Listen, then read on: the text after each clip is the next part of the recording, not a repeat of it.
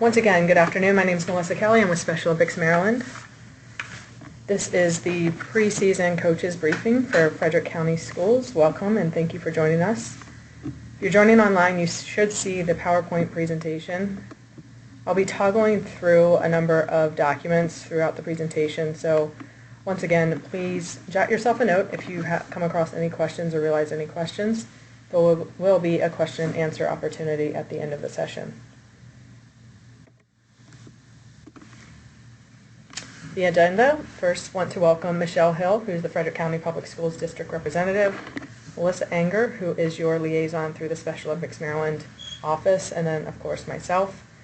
Our agenda further, we will first review the student-athlete forms, the coaches' clearance requirements, the MPSSAA COMAR regulations relevant to unified sports and unified tennis specifically, and then we'll go through the coaches' resource guide. Once again, a question and answer opportunity will be provided at the conclusion of the presentation.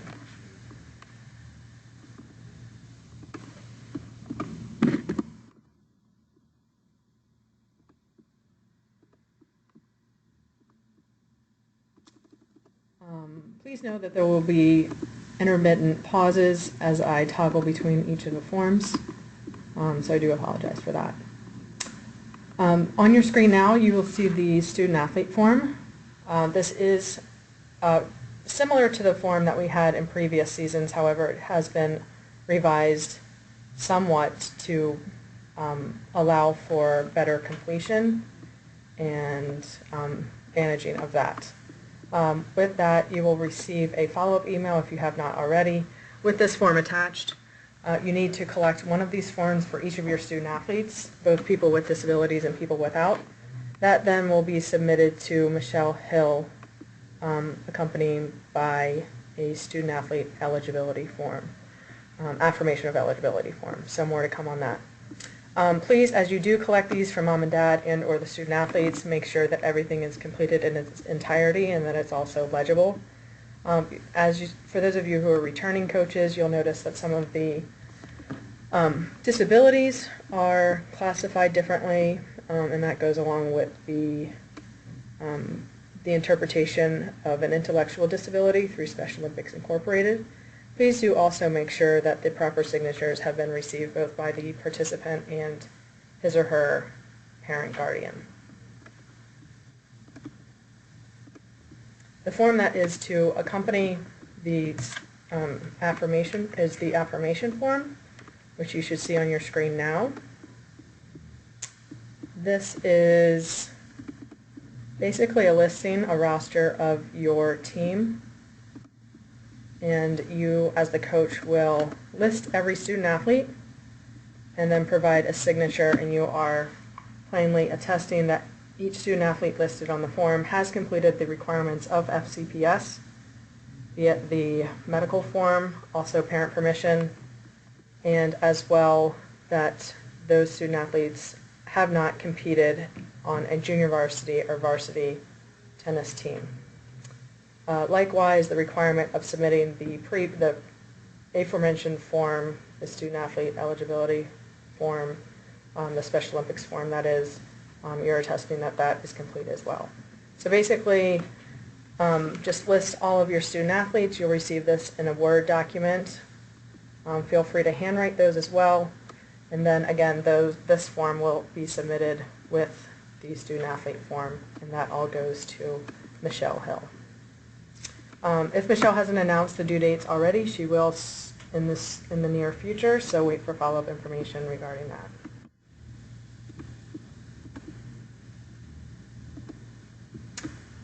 Coaches' clearances.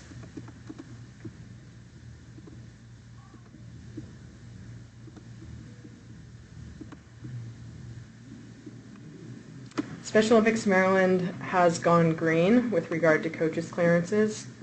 Wanted to remind everyone, or just clearly state, that Special Olympics Maryland does work with 21 school systems of the 24 statewide, and we realize that you do complete your background checks, coach expectations, so on and so forth, through the vetting process for FCPS. However, given that we, Special Olympics Maryland, work with so many school systems, we too need to complete our due diligence in ensuring that the student athletes within our program are being coached and accompanied by people of viable people. So with that, this document is a how-to guide of the expectations that are to be met. This year, a new requirement for all coaches is the completion of the protective behaviors quiz, or excuse me, protective behaviors training, which is conducted through Special Olympics Incorporated. That can be completed by using this live link, and you'll receive this presentation as a follow-up to the training. Click on this live link. It's a short video and 10 follow-up questions. All in all, the whole process will take approximately 20 to 25 minutes. For those of you who have never coached before or have an expired background check with our office, you will have to complete each of the steps outlined in the how-to guide, which is outlined here. Again, this will take approximately 20 to 25 minutes. I completed it myself in the very recent past. It's a matter of completing the protective behaviors and then also creating a login as a Class A volunteer. We administer a background check.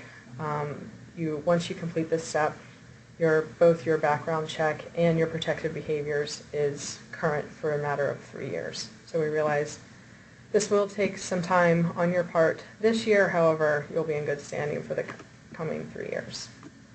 We appreciate your cooperation in this. If you have any questions about this, Melissa Anger is your direct point of contact for Frederick County. Her email address is manger@somd.org, or you can get in touch with our registration coordinator, who's Rachel Maddox. Her contact information is offered on this document as well. Again, if you have any questions regarding clearances, form requirements, so on and so forth, please jot a note, and I'm happy to take those at the conclusion of the presentation.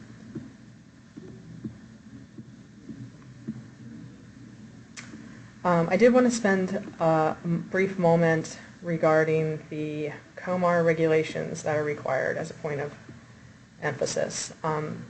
By COMAR are all of the rules which govern the sports in the state. The MPSSAA is the governing body for all mainstream sports.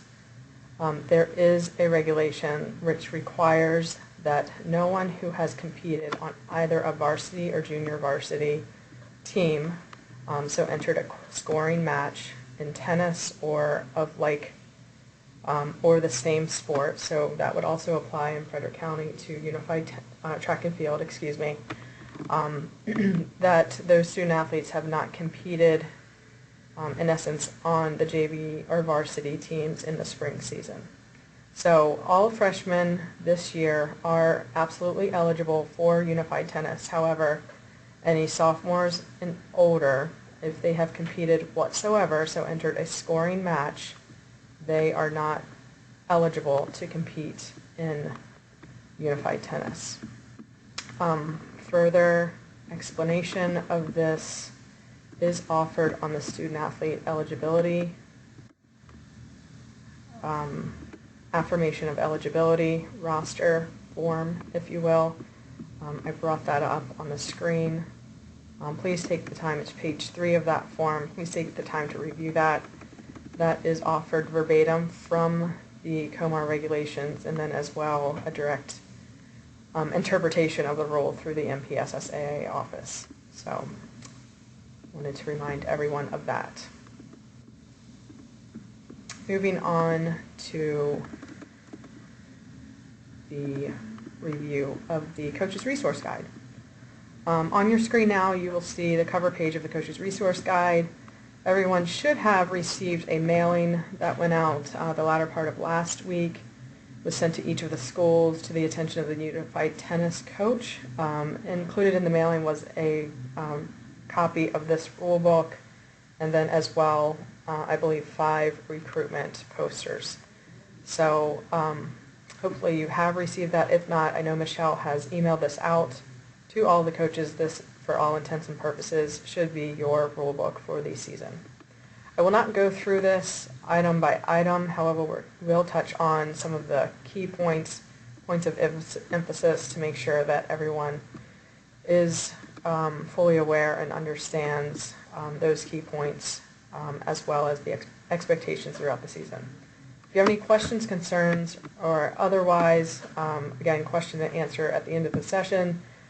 Thereafter, Michelle Hill is your primary point of contact, and if she is, for whatever reason, unavailable, please feel free to reach out to my colleague, Melissa Anger. Unified Tennis, a team is is composed of a minimum of 6 players, a maximum of 10 players. Many schools within Frederick County have multiple teams. Each unified pair will have a person with a disability and a person without a disability. This is intended to be a no-cut program. So if there are hardships regarding uniforms, rackets, so on and so forth, please do speak up. We do not want to have those hindrances out there, as we want to make sure that everyone who is interested in participating has that opportunity. With regard to pairings, Unified Tennis, while you may have a roster that exceeds 10 players, we do want to make sure that the roster is proportionate, with 50% of the team members having a disability, regardless of type. It could be physical, intellectual, or otherwise, and 50% of the team without a disability. If you may, back to the COMAR regulations, you may have varsity student athletes help, assist, participate in a coaching or mentor scenario in practices and such, but those individuals, those varsity and junior varsity competitors, are not eligible to compete in Unified Tennis. So be creative, don't turn those folks away, be creative and have them involved. They're great trainers and that sort of thing to help with practices and such, so we do definitely want to keep them around. It helps with the culture of the school and really promotes unified sports, so please do find a way to have them involved. With regard to the pairings, if, as I stated, each unified team pair, needs to have a person with a disability and a person without. If they are of like role or type, so a person with an intellectual disability, which is an athlete, paired with a person with an intellectual disability, again an athlete, that pair will compete in exhibition. Likewise, a person with a disability other than intellectual paired with a person with a disability other than intellectual will also compete in exhibition. The table that's offered here on your screen under number 5 does give a visual indicator, serve as a visual indicator of which pairs will be exhibition and which will be in scoring matches. Likewise, if you have a person without a disability whatsoever paired with a person without a disability whatsoever, again, they will be exhibition. So the intent of this program is to meet the requirements of the Sports Equity Act, which was signed in 2008. So we want to make sure that there are viable and rewarding opportunities for people with disabilities. That said, the Unified Sports Experience environment, an environment of inclusion, has proven to be gravely beneficial both to school culture and competition. So all of these rules are in place for a reason. If you have any hardships with regard to recruiting student athletes, be it of a certain type, role, please do speak up, let us know, and we can have conversations regarding how to better recruitment efforts and or reach out to those who might benefit from the program but might not yet be aware. Moving forward to number 7, wanted to spend some extra time on this specifically. When pairing the individuals, number 1, know that you will participate in a rating session. Michelle is working with I believe the athletics directors and the varsity tennis coaches or the unified tennis coaches to get in touch with the varsity coaches to schedule and administer player rating sessions. And we'll review the form here shortly. The idea is that each player is rated. They are given a quantitative score, which then indicates their level of play. The 4 levels of play are indicated here. Red ball short court, orange ball, green ball, or yellow ball on the full court. Each player receives a quantitative score, and then that is then indicated who they are eligible to be paired with. In years past, it was a hard and fast rule that each player who are paired with one another needed to be within a 5-point variance. We're being a bit more liberal with that and realistic with that application of the pairings. While that is ideal and preferred for players to have no more than 5 points of variance between their 2 scores, you do have some options otherwise. If pairs are composed of 2 players of varying levels, so a player who is scored to be a red ball short court player, he or she may be paired with also a red ball short court player or an orange ball full court player, so of abutting levels. Likewise, similarly, orange ball can be paired with a red ball player or a green ball player, so it needs to be of abutting levels.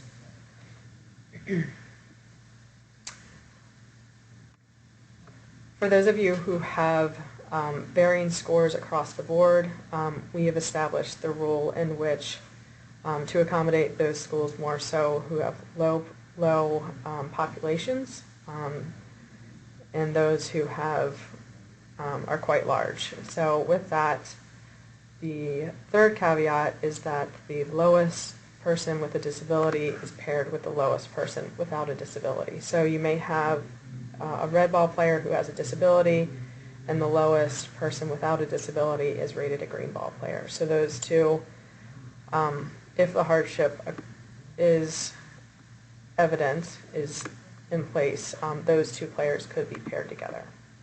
We realize as well that there are different considerations with regard to personality and so on and so forth, so we don't want to tie you into having to pair players together because they look good on paper. We want to make sure you have some liberties and flexibility with matching personalities and just natural pairings. So again, any questions, jot yourself a note, and I'm happy to take those at the conclusion of the presentation. Number 10, wanted to clarify as well after some great feedback from last year. The sole indicator for the level of play for any pair will be their combined score. So for players who have a combined score of 12 to 20, they will play short court using a red ball. For those pairs with a combined score of 21 to 30, we'll use an orange ball on a full court. Continuing on, a combined score of 31 to 40 will be green ball on a full court. And then anyone higher than 41 and higher will be on a full court using a yellow ball. So again, the combined score is the sole consideration for the level of play. With regard to short court, please know that the service boxes are the boundaries of play. It does not extend into the alleys, as is indicated by the visual there. Moving on.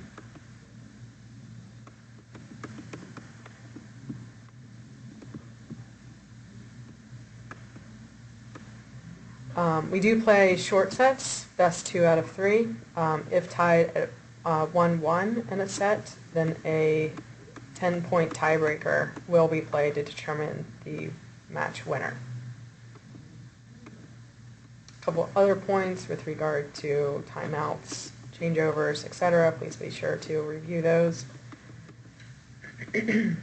There's a visual reference to the balls for competition, and then some of you may still have the foam ball in your inventory at school. That is no longer used for competition for various reasons. It is, however, a viable training tool which you can very well use and are encouraged to do so.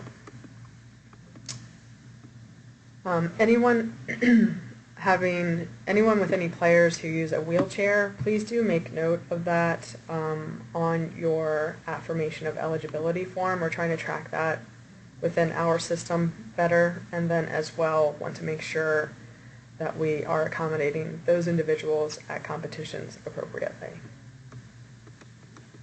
If you have anyone with a disability, be it visual or otherwise, that you're having some difficulties accommodating, please let us know. We can, one, work with your adapted phys ed teachers there locally, and or work with the USTA. We have a very sound relationship with USTA Mid-Atlantic, and we've had a number of coaches reach out, put them in touch with USTA professionals to help formulate better training techniques. Points of emphasis, wanted to spend a bit of time here. Sportsmanship, please make sure that everyone does shake hands at the conclusion of the match. Line calling, please review this section thoroughly, and then as well there's a YouTube live link offered here. It is well worth reviewing the video with your team on a very regular basis, and please do also work with both people with your student athletes with disabilities and without to properly call the lines. Some pairs in years past have relied exclusively on the unified partner, so the person without a disability, to call lines, and while that may work for those pairs, we do not want to exclude or omit a person with a disability or determine that they do not have the skills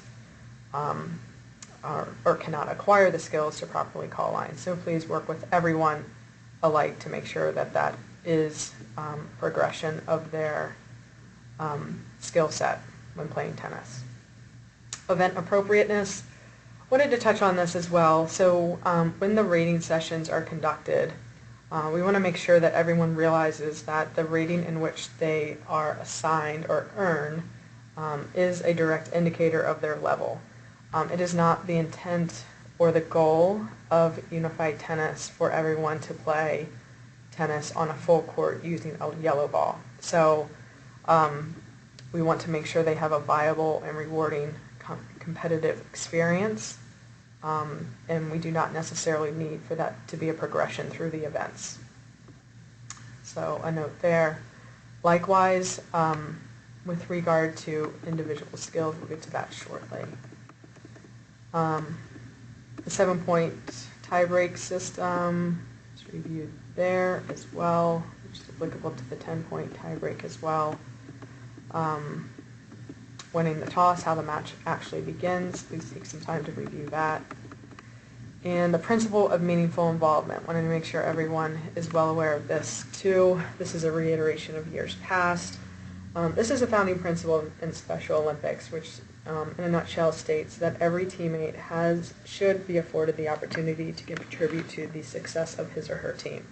So what does that mean in unified tennis? That means that each person should have their area on the court in which he or she covers. There should not be a habitual occurrence of players stepping in front of one another to take balls, or take shots.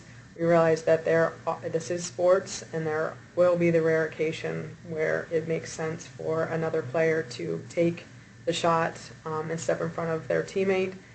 That's fine. It's when it becomes an habitual occurrence or an egregious example of violating this principle is when a person with disability is standing in the alley of the court, and the unified partner is taking, in essence, playing doubles by themselves.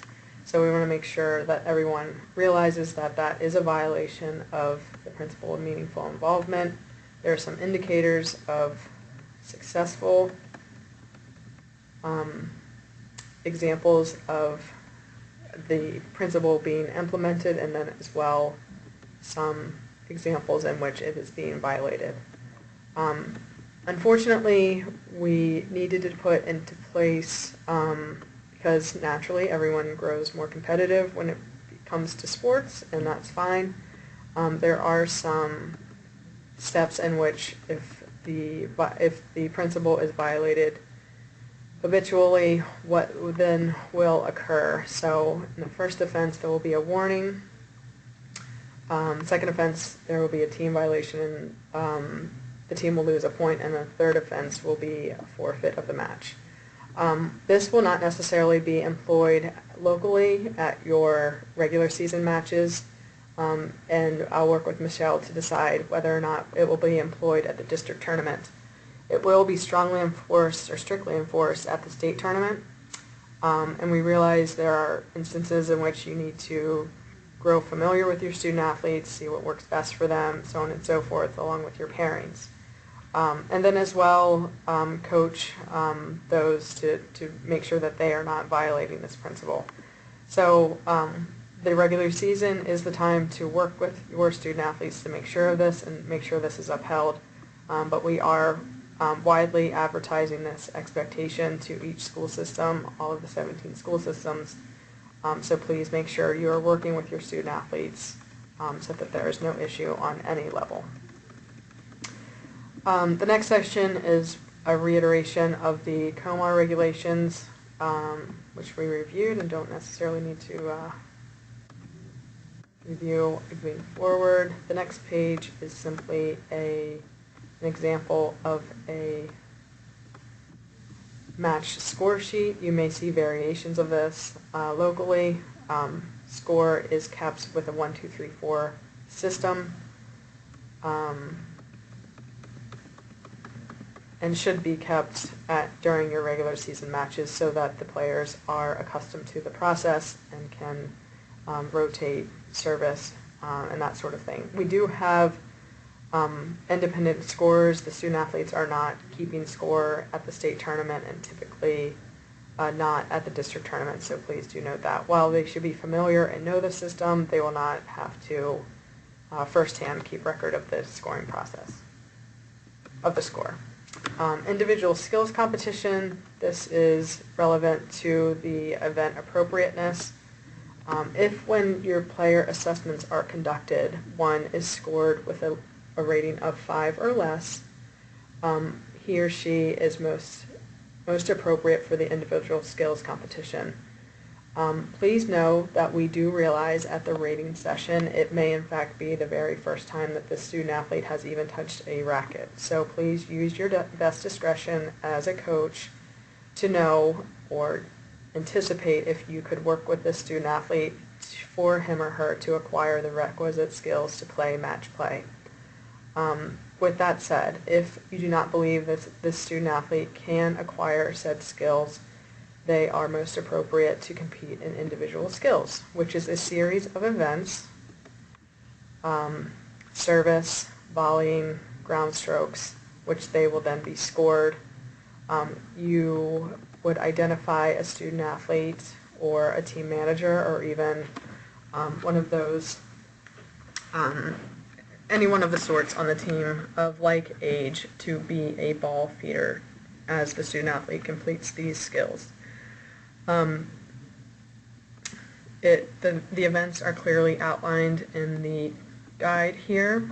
If you do have a student athlete that is most appropriate for individual skills, please have him or her included in training, practice, so on and so forth, just as every other student athlete would be. Please, there is no shame or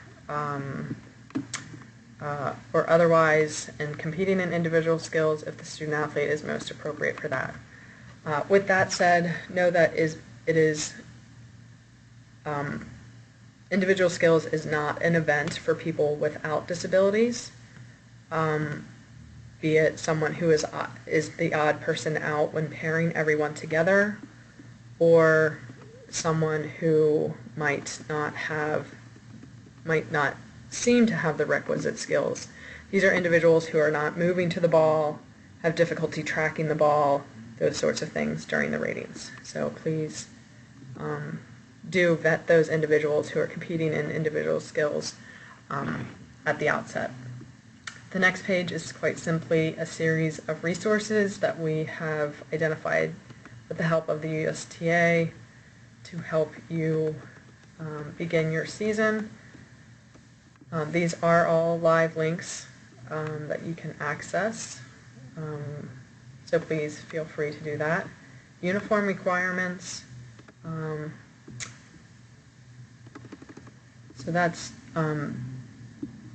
definitely one thing that you want to make sure that you have identified your uniforms, pull those out, take a look, work with your athletics director to order any additional uniforms that might be necessary, certainly noting the uniform requirements outlined here,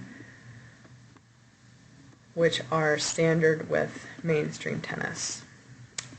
We would, being that Special Olympics Maryland is a large financial contributor to the functions of Unified Sports, we would and strongly encourage that the Unified Sports logo be applied to the uniform in some capacity, and there are some examples on the following page of how that could occur.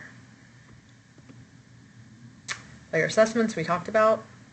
This is the rating form. You will receive a PDF copy of this, or excuse me, a Word copy of this, actually, correction, an Excel copy of this. We're asking coaches, this is standard from years past. This section here is absolutely consistent with recent years. We've added this section at the top so that you, the coach, can come ready with a form completed for each student athlete so that the rating session will occur as efficiently as possible. Again, for those of you who are new, a person with an intellectual disability is an athlete. A person without a disability whatsoever is a partner. And then a person with a disability other than intellectual is a unified partner, IEP 504. That would be a write-in in this form. It's an oversight on my part. With regard to the season timeline, many of you have started practices already. The district tournament date is already set, as well as the regular season, so please look for, I know Michelle has sent that out already, so please obtain that if you haven't already. And then the gold medalist teams from the district tournament will advance to the state tournament at Towson University on Thursday, November 3rd. On your screen now is the fact sheet for the state tournament. These are live links for the purposes of the pre-competition webinar. Please go ahead and register for that. It will populate your Outlook calendar, your electronic calendar, and then you have it on your calendar and it's set. So with the intent that you will advance from the district tournament. If not, then you can simply ignore that calendar appointment. But the season gets quite busy as it wraps up, so please do register for it sooner than later so it is on your calendar and it's not an oversight.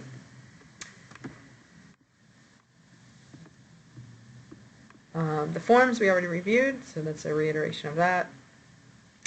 Postseason registration, pretty straightforward.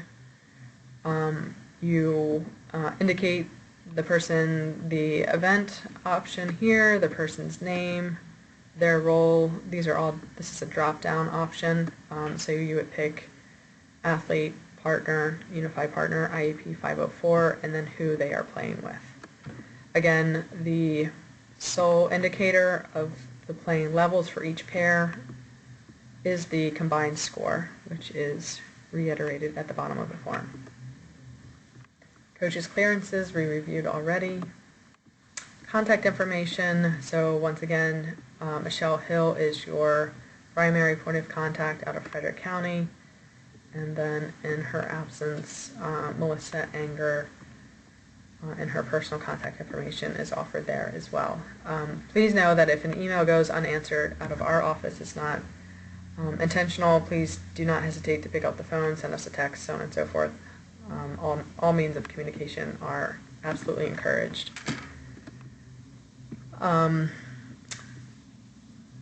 Wanted to make sure everyone realizes as well the district assigning system.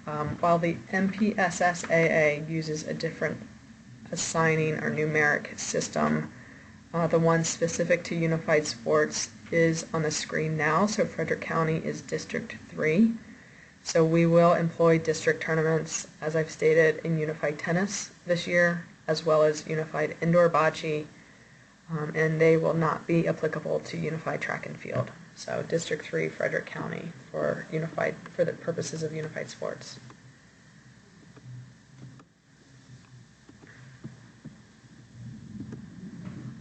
And then lastly, on the back cover is an advertisement for the Cool Schools Plunge, which will take place at Sandy Point State Park on Thursday, January 26th. We've had some positive participation out of Frederick County. We hope to improve that. So it's a great day, one for a field trip to get out of school, but this is the primary fundraiser that goes directly toward the Interscholastic Unified Sports Program, which, as I've stated, Special Olympics Maryland, it largely underrates the program statewide. So we hope that you consider identifying some students who might be able to put some added effort in forming a team and coming out that day. It's a $50 donation, and for that all participants receive a commemorative sweatshirt, a lunch, and it's a great day to hang out at the park. So please consider that. With that, I will pause. If you are on the phone still, please select *6 to unmute your line, and we will open up the lines for question and answers at this time. Oh, one last thing. For those of you who are in need of rackets, we have a great partnership now, which we've been put in touch with an organization called Leveling the Playing Field. They collect donated equipment for various sports, refurbish it, and make it available to organizations such as ours. So if you are in need of rackets, for years, I'm sure there are a number of programs who have been sharing rackets at practice, so on and so forth, or if your rackets just you need a new inventory of them, please access the ordering system by using this live link and order the number of rackets that you need. It's about a 2-week turnaround process, so the sooner you get it in, the sooner I can get the information off to them. And then this organization has volunteers, which in fact drive it to the location, to the school. So please consider that as an option, especially if you are sharing rackets and or you need a fresh inventory. With that, once again, I will stop to open up phone lines for questions. Please state your name and your school before speaking. Thank you.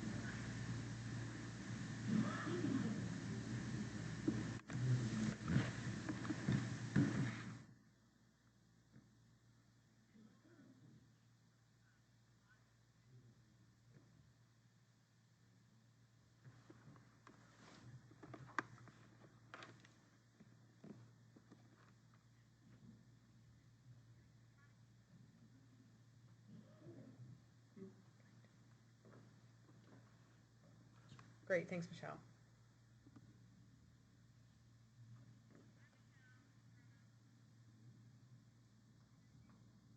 Yeah, Greta, thank you.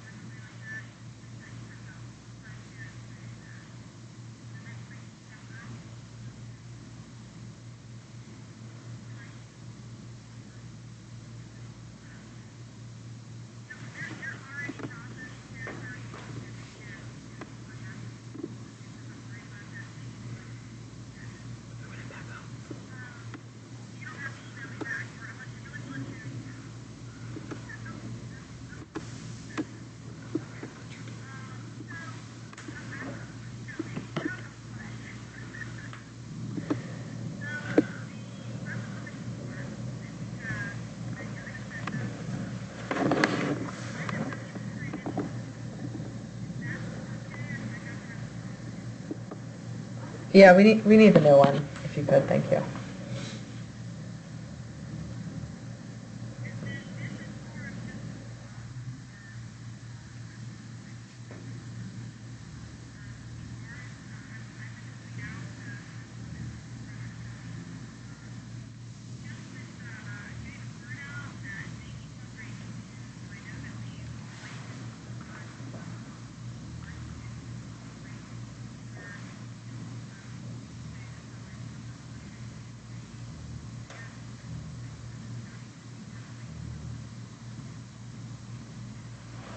Greta, thanks for mentioning that. A reminder as well, we do host the Fall Sports Festival at Mount St. Mary's University, which, believe it or not, is in Frederick County. And that is on October 22nd. So everyone who competes in the Interscholastic Unified Program can register to compete at that event. We'd really like to have an influx of specifically Frederick County players. We have an enormous participation at all 10 high schools, and we would like to continue that into our community program for both.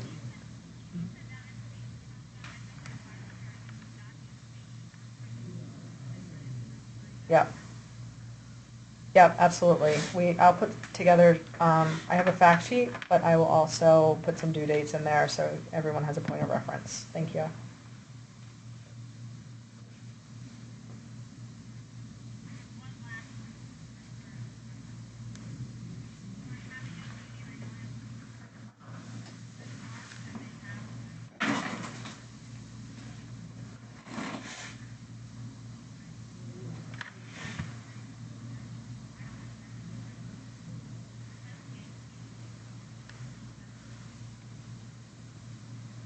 Yeah, I would have a conversation with her and or mom and dad and see what that might be. In this sport, we want to make sure there are viable, disabilities, especially in this sport, because there is the one-to-one requirement for each pair. And we certainly want to be cautious of announcing one's disability and that sort of thing, or as some use the term, outing them as having a disability. So I know you as a special educator will use your best discretion. So just work with us offline on that. But a note to everyone else, it is important. We realize that you do not have record or access to records for every student athlete on your roster, but do the best you can, as Greta's mentioned, and do your due diligence in making sure that everyone is classified in one of the three roles properly.